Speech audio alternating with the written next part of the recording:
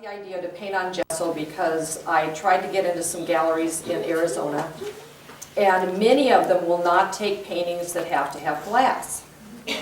So I was experimenting with, I mean, I do a little oil and acrylic and stuff, but I really don't like that. I mean, I really like watercolor, and that's what I love. So I did some experimenting, and I had seen some paintings, some abstract paintings done on gesso. And I thought, well, if you can do abstract on gesso, why can't you do something realistic? So I started experimenting, and I'm going to blame my headache on the fact that there's a few things I didn't bring tonight, because I did find that there's lots of different gessos on the market, and it really does make a difference which one you use. I've kind of cheated a little bit here. This is the painting that I'm going to work on tonight. And this, I've already gessoed the surface. But I don't know if you can see it, but on the one that I partially painted, you can. There are spots on here that are not covered by gesso. So any of the dark places are little places on the board where... in the mirror. Oh, in the mirror. Gesso stains more than the gesso does. So I like to make a pretty pattern in it, and I like to do all kinds of imprinting on it. So basically what I do, I use Grumbacher gesso. It comes in kind of a squat, flat jar. And I've tried all the different brands, and Grumbacher is about the consistency of sour cream. You can't pour it like you can Golden and some of the other ones. It's really, really thick. So it holds peaks and creases and stuff much better than the ones that you put on and then they kind of relax and flatten out. So the Grumbacher is really, really thick, and it works really well. So what I do is I literally use a plastic spoon to put it on. And I was going to bring all this stuff that you can use. I think if you use something quite rigid, it works better. I've actually seen people varnish even regular watercolors on paper, but it's not as solid, it's not as rigid of a surface. So what this is this is Strathmore 112 watercolor board.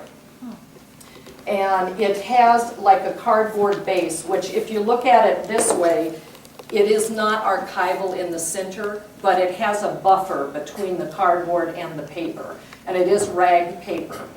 What I like about it is you can really slather it up with gesso or whatever, and it does not warp at all. It stays perfectly flat. So it's not a problem to then try to flatten back out and frame or whatever. It's really fun to work on this surface because you can wipe right back off. It's a little bit like painting on Yupo, if you've tried Yupo, but you can layer better on it. I have a really hard time with Yupo because you go to just even put one brush stroke over another one and you're lifting it right back off. With this one, you have to really kind of stir it a little before you start lifting. My spoon. I then use a flat adhesive spreader like you would put up wallpaper with. And I just very lightly kind of go over the top of all those little nooks and crannies to just flatten it out a little bit. You don't want any spot on the gesso to be more than about 1/16 of an inch deep, or it can crack after it dries. So, you don't want it real, real thick. And you're welcome to come up here after and feel this and see what it looks like. Then I also use a comb, and I comb stripes in it. I use an old bristle brush and stamp it, and I've even tried sponges and stuff, but I find that the bristle brush actually works the best for kind of putting some texture in it. And this one, I don't know how well you can see this, but I'm going to put it on here. This one I used a sponge on, and it makes like lots of little bubbles, but then after it dries, they pop. And so it makes all these cool little craters. Now this is actually a print of one that I did, and I liked it so well that I had it printed, but the original is sold. But this was framed without glass, and it actually got into a National Watercolor Society show. And it says right on it that it's for watercolor. It's for watercolor, acrylic, oil, whatever. But this particular varnish is kind of a little bit of a semi-gloss. It's got a little tiny bit of a sheen to it, but not very much. Not enough so that when it's framed, you get any glare off of it or anything. But I put at least 4 coats on it when I'm varnishing. And what I do is, you have to do this outside. It's horribly carcinogenic and terrible for you. So don't breathe it in. But I start spraying off of the surface, and then I go back and forth and cover the whole thing, and then I let it dry about 20 minutes. Then I come back and start over here and go the opposite direction. And I do that 4 times. The only reason I put 4 layers on is just to absolutely make sure I haven't missed anything. Because I really do want to be able to wipe it off with a damp cloth if I need to. And so that's why I put 4 coats. I don't know if that's absolutely necessary, but overkill is always better. So this is the man that we're going to work on tonight. And whenever I'm going to start a picture, I almost always start with a photograph. And he actually doesn't look Swiss, but I photographed him in Switzerland just because there was neat sun on him, and the light on people's faces is what gets me all excited to paint. So, but this one I really textured it heavily, and I've even got some, nice stripes and gouges. And the only trick to it is getting the shapes in the right place. So, I devised a method so that I could do that, because I've drawn people for a long time, but when I first started drawing people, I always started with an oval in the middle of the paper, just like everybody else. That's what all the books say you should do, so I figured that's what you should do. And then by the time I got the features in, I would erase the circle 3 or 4 times and change it. And I finally got to thinking, why am I drawing this damn circle?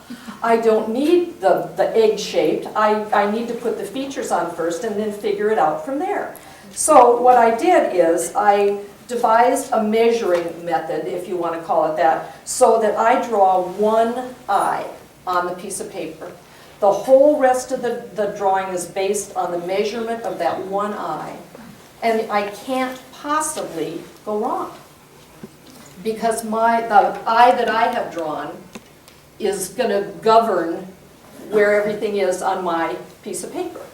It sounds weird, but it is explained in my book. Little cheap advertisement there.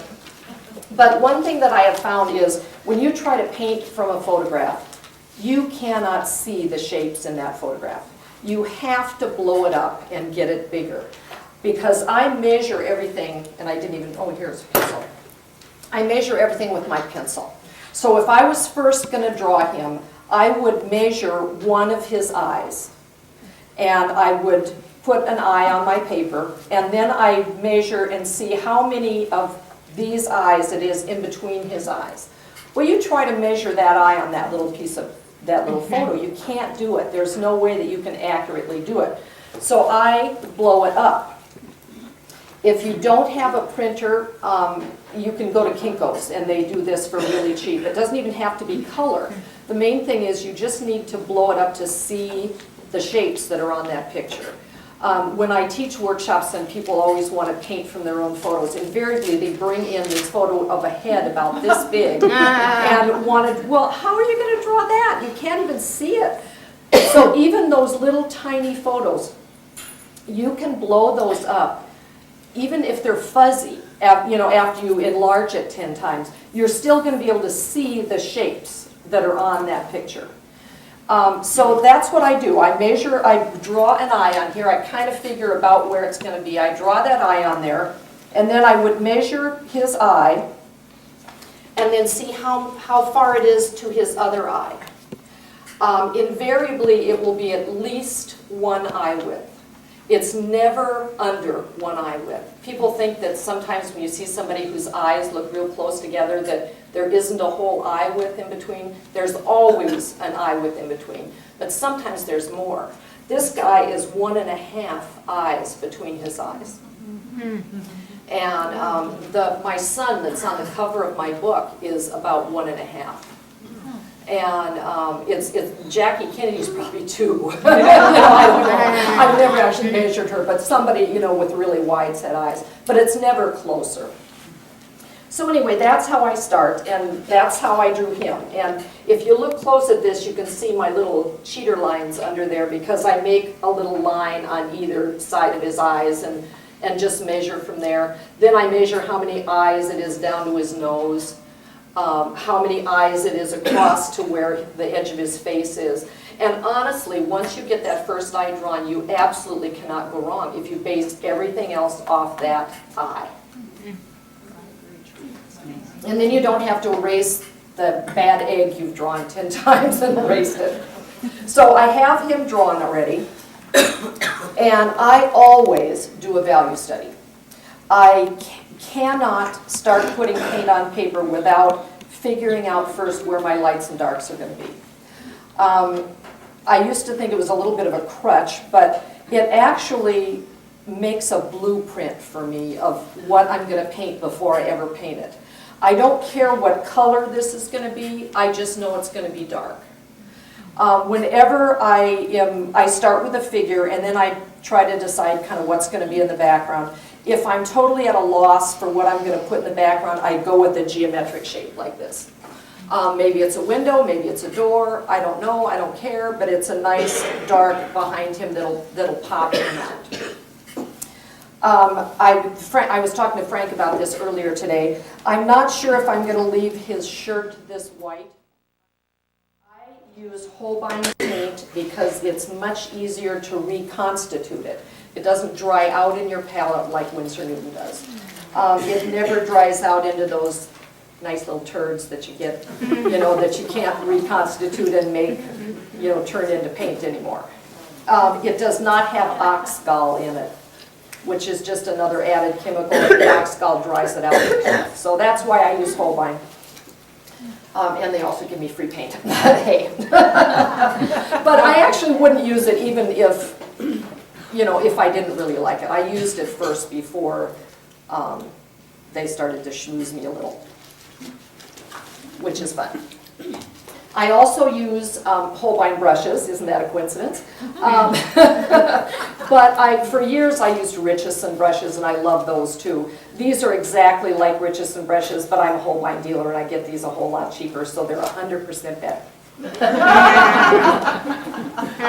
So I'm going to bring out my colors here.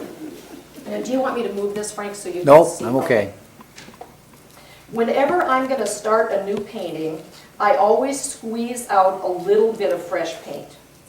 I like really gooey paint, and I like really rich colors. The only drawback to painting on gesso for me, as opposed to painting just on regular hot press board, which is what I usually paint on, is you can't get quite as dark. Because you'll always have that little tiny bit of light texture showing through. You can't really get like flat black like you can on regular watercolor paper. But I've learned to live with it. Also, the paint doesn't absorb as well, does it? It doesn't absorb at all. Yeah. It really just sits on top. Yeah. The only place that it does absorb is in the little holes where there's no gesso. Then it does. Yeah. But where the gesso has covered it up, it stays on top. So I'm using burnt sienna and ultramarine blue, a good old staple, because I want to make a nice dark and I don't want it to be muddy. So I'm going to use all transparent colors for the first several layers so that I don't run into any mud problems. I'm using quinacridone gold, which that's one color that Holbein does not make, is quinacridone gold. They have promised me faithfully they're going to start making it, but they haven't yet. It's sort of like raw sienna that has a match under it. It's sort of like fluorescent raw sienna. And it's really nice and transparent, and so you don't have to worry about it getting muddy. The other color I'm going to bring out is carmine, which is the same as alizarin crimson, but it's cheaper.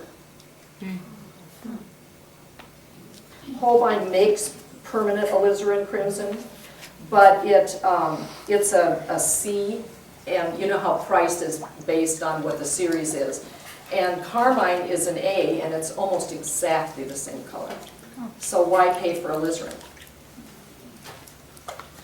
Okay, I'm going to start with his background. And I'm actually not really even looking at the photo at this point. I'm looking at my value study and where I want my lights and darks. And I almost always start with the background. When I'm doing regular painting, if I'm going to screw it up, I'm going to screw it up in the background. I'm not going to screw up the figure. I know how to paint the figure. But if I'm going to mess it up and not be happy with it, usually it's the background. So before I spend hours on that face, I'm going to do the background and get it out of the way. I'm going to start by just wetting it back here so that I can spread the paint out a little bit. I'm really not worried about going over the lines, so to speak,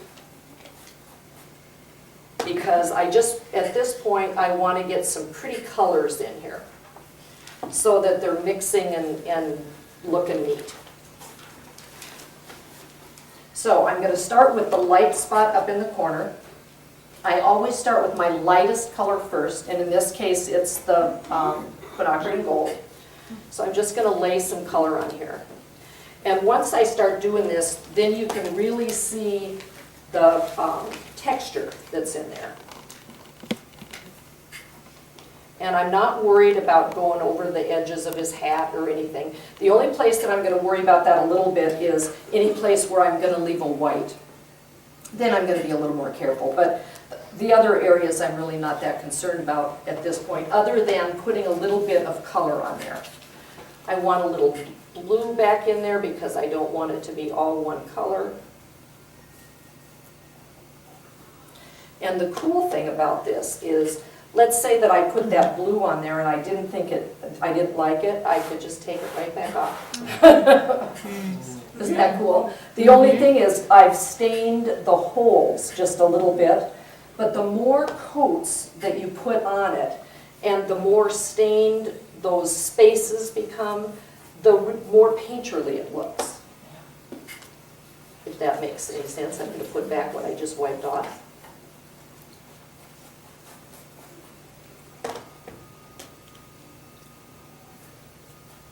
Okay, so there my light area is filled in.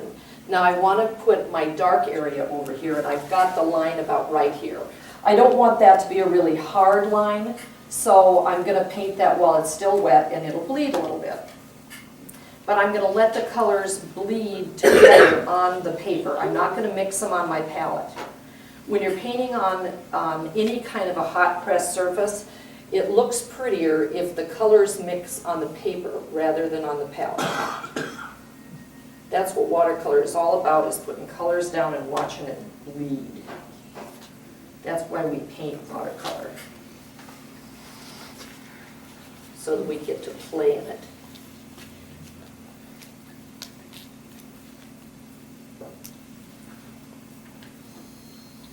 I want the colors to be just kind of pretty, mix